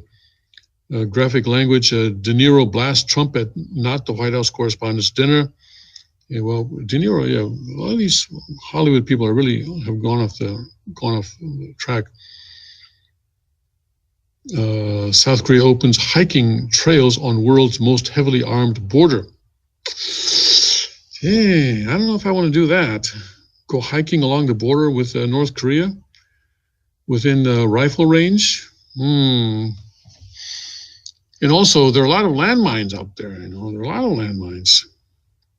I remember hiking in a mountain around Seoul, and it was actually south of Seoul, on the southern border of Seoul. And I came across this sign that said, and this is what it said. It said, the military cleared this area of landmines at such and such a date. However, rain may have caused other landmines to come down. So please be careful. And if you see a landmine, report it to the nearest police station.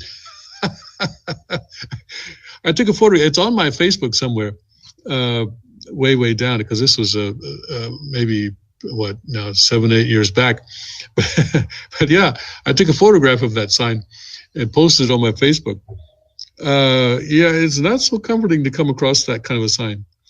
Travelers looking to experience the abundance of wildlife that's thriving on the Korean military's demilitarized zone, oft described as the world's most heavily armed border, have a new option to consider. The United Nations Command has approved Phase 1 of South Korea's Peace Trail project, which includes plans to open 3 routes along the DMZ.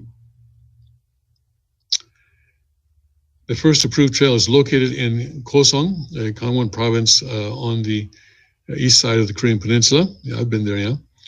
Gangwon tour program launched on April 27 to mark the first anniversary of the Panmunjom Declaration signed by Moon Jae-in and North Korean President Kim Jong-un, according to South Korean President. Visitors begin their hike at the Unification Observatory, I've been there, and trek past barbed wire fences before arriving at the Mount Kumgang Observatory. United Nations Command and the ROK government have demonstrated superb teamwork, collaboration, but I want to know how close to the border are they going to get? I know about the wildlife. Yeah, the wildlife is all fun, but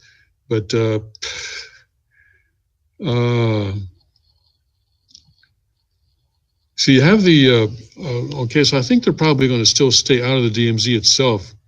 You have the military demarcation line, and then to the south of the military demarcation line, you have the demilitarized zone. It's a zone. And then if they're the barbed wire, I think probably is along the southern border of the demilitarized zone. So you're still 2 kilometers, which is what, 1.25 miles from the actual military demarcation line, which is the actual line between North and South Korea. But yeah, marching along the, hiking along the demilitarized zone.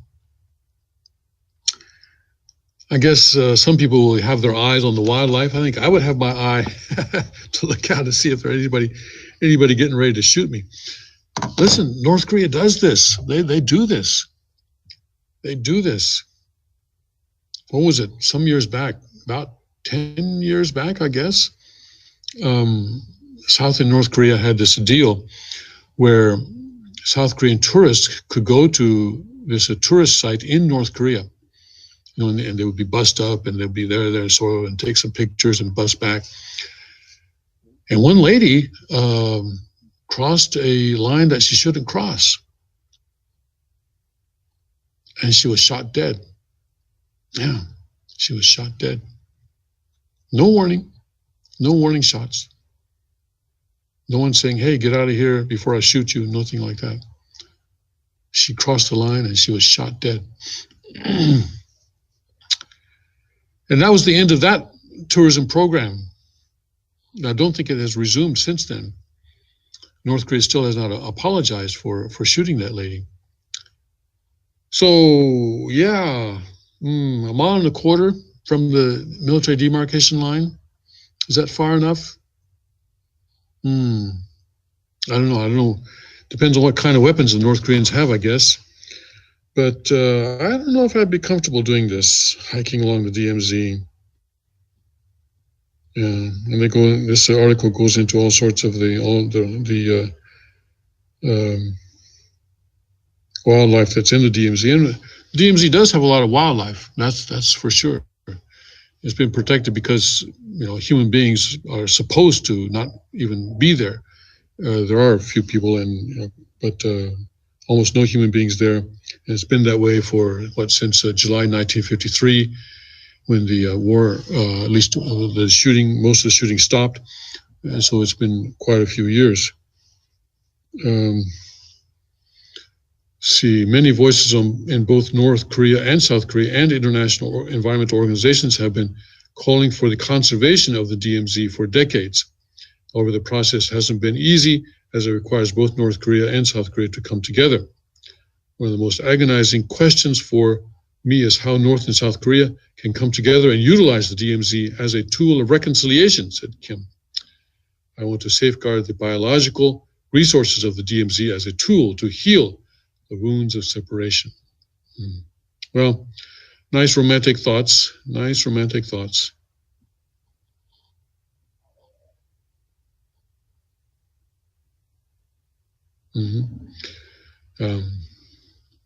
But the DMZ is actually not a peace zone. It is a war zone. And people who cross that DMZ have been shot.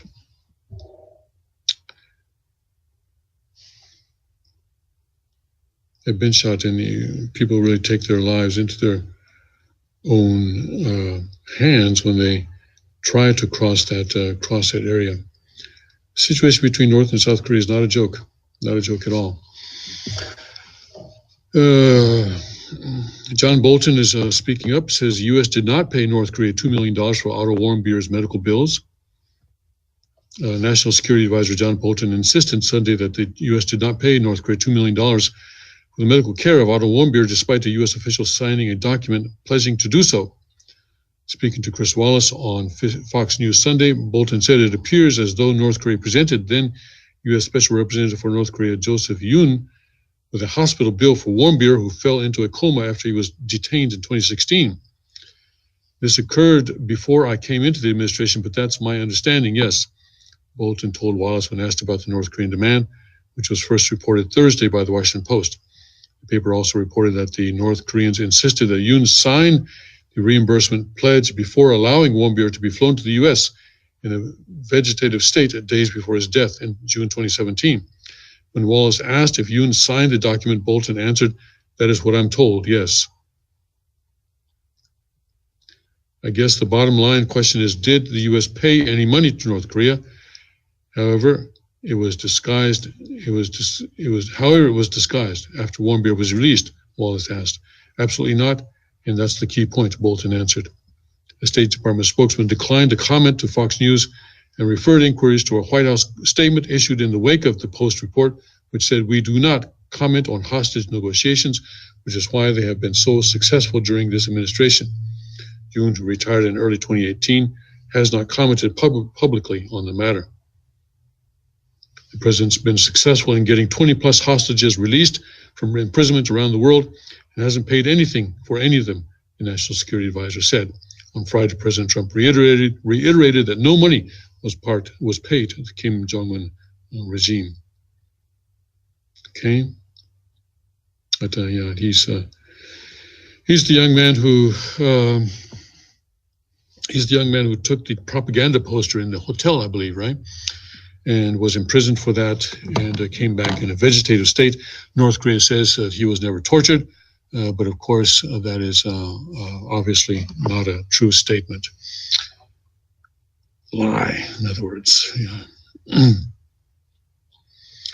Okay, and Democrats see Biden as a wobbly 2020 front runner. Yeah, he's not going to last. I predicted 3 months.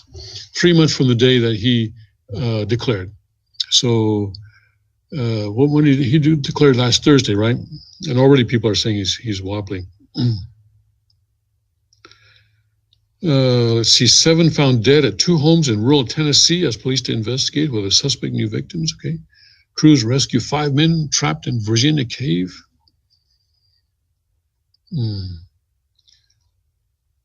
Sri Lanka attacks face coverings banned after Easter bloodshed.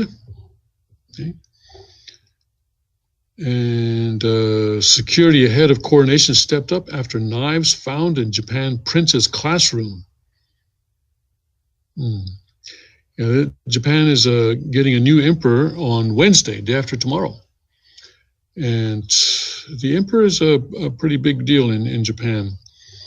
Maybe not as much as in Thailand, I don't know, but it's a pretty big deal.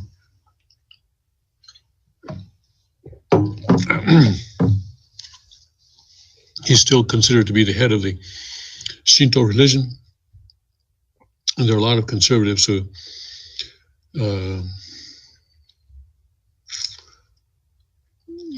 don't know if respect is the proper word or venerate is the proper word, but yeah, you don't say bad things about the emperor in Japan, unless, especially in public. Police in Japan have tightened security around Emperor Akihito's 12-year-old grandson after 2 knives were found near his school desk. Japan has a really an incredible allergy against knives. Even a small pocket knife like this. Some years back, I read a story where an American, it was an American, was lost in Tokyo. And so he wanted to get directions. So, you know, the Japanese police have these small police boxes, right? These they call them koban. And some stories have been done on them. So anyway, he went into this small police station to get directions. And the police told him to empty his pockets. And he did. And this small pocket knife came out. And they arrested him. And the U.S. State Department had to go through a lot of hoops in order to get him released. It took some time. He was arrested. Yeah, he was arrested and he was held in jail for some time before he was finally released. So just knives in general get Japanese very, very nervous. But here a knife was discovered in a classroom, or I guess around Akihito's 12-year-old grandson after 2 knives were found near his school desk. So 12 years old, maybe sixth grade, I guess, or seventh grade. Knives were discovered on Friday in a classroom at the prestigious Ochanomizu University Junior High School, as well as seventh grade, attended by Prince Hisahito. The mysterious discovery comes just days before Hisahito's uncle, Crown Prince Naruhito, is due to ascend to the throne following the abdication of Emperor Akihito this Tuesday. So Akihito is abdicating tomorrow. According to reports, Hisahito, who is third in line to the throne, but will become second in line after his uncle's ascension, was in a different part of the school building when the knives were discovered. The two kitchen knives, okay. Wow. Okay, that's serious. Kitchen knives. So those, I guess those were more like this length, huh? Okay, that's serious. Kitchen knives, which had been taped to either end of a stick, and whose blades were reportedly painted pink. Okay, that's serious. Okay, now I see why it's so serious. Were discovered balanced between Hisahito's desk and his neighbors.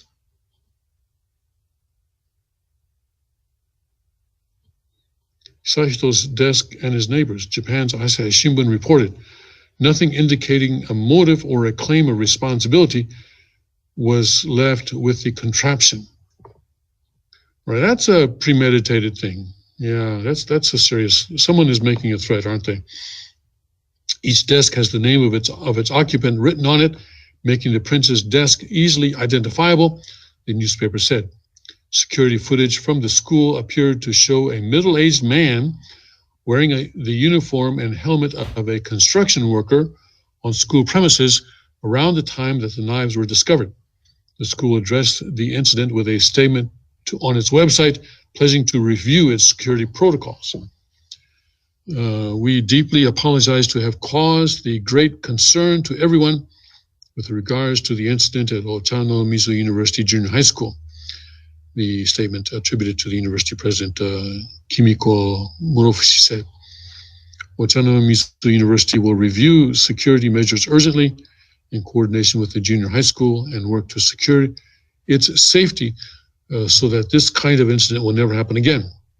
While Hisahito has a police detail, they do not accompany him into class, according to reports.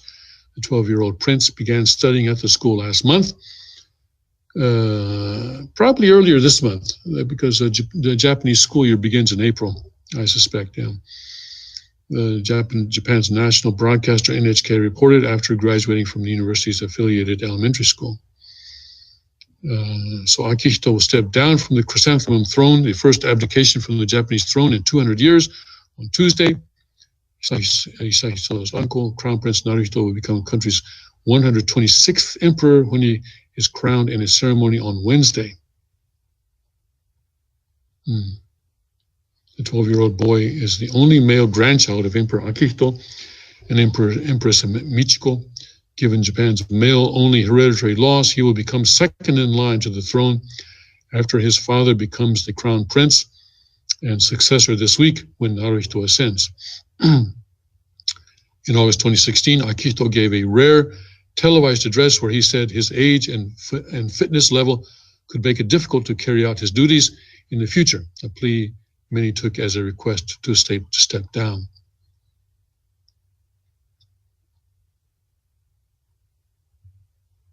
Japan is the oldest hereditary monarchy in the world, dating back 14 centuries.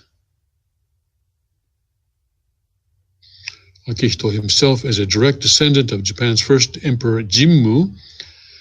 Well, Jimmu. I'm going to say something I would not be able to say if I were in Japan, which is that actually historians are not really sure that Jimmu actually existed.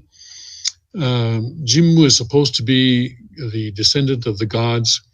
In other words, he is supposed to be the child, I think, or son of somebody and somebody, one of the many gods. And Japan has its own pantheon of gods, just like the Greeks do. And I think a couple of those gods got together to produce Jimmu. And the first few emperors are not really they're in that sort of gray area or foggy area between history and mythology. And but if I said this in Japan, I'd be in trouble. I would be in trouble. I actually did get myself into trouble once in Japan, almost, by questioning the practice of worshiping a human being as God. Yeah, I got into a little bit of trouble for that. Yeah, the emperor thing is very serious business in Japan. Yeah, and in any political system, the transfer is a point of weakness. As a point of weakness, and so I guess people who are against there are people in Japan who are against the imperial system, namely the Communist Party, for one, which is an actual political party in Japan. But it sounds like some kind of a leftist person was trying to make a point here that he does not like the fact that the imperial system is being extended one more generation. But unlike the British monarchy, Japan's monarchy has very little, almost no scandal. They keep a very tight lid on whatever may be happening behind the walls of the palace. They're human beings. I'm sure there's stuff going on there, but they keep a pretty tight lid on it. And so the popularity of the emperor or the imperial system is not in crisis as it might be from time to time in the UK. Yeah, Father had some ideas about what needs to happen with the Japanese emperor, but again, those are very things that we don't discuss openly. And I don't even know what all Father said about the imperial system in Japan, but I think the Japanese church leaders do, and I'm sure that God's will be done at some point.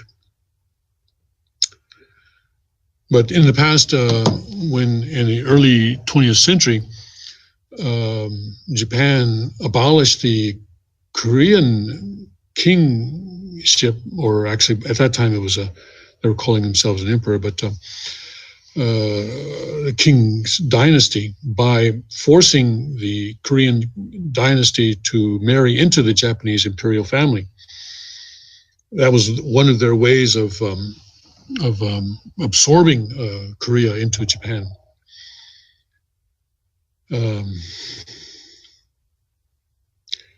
And there is a heavenly principle that indemnity is paid and what goes around comes around.